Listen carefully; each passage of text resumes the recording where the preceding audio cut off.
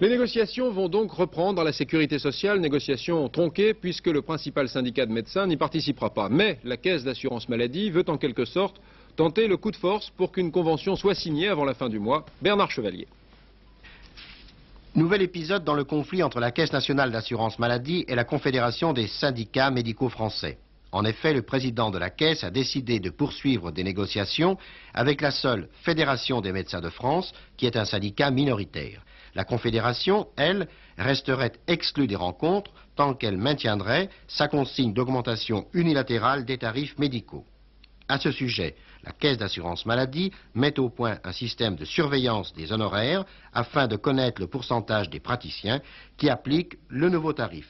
De son côté, la Confédération estime à environ 80% l'effectif des médecins qui ont augmenté leurs tarifs. Cette décision de la Caisse traduit le désir de faire aboutir le projet d'une médecine à double secteur, c'est-à-dire avec des médecins conventionnés ou à honoraires libres, et d'aligner les dépenses de santé sur les recettes des caisses.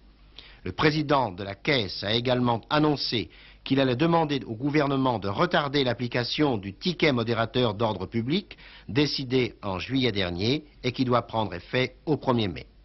De son côté, la CGT a condamné la décision de la Caisse maladie de discuter avec les seules organisations minoritaires pour éviter la signature, je cite, d'une convention au rabais. La centrale syndicale souhaite une rencontre nationale de toutes les organisations représentatives des médecins et assurés sociaux.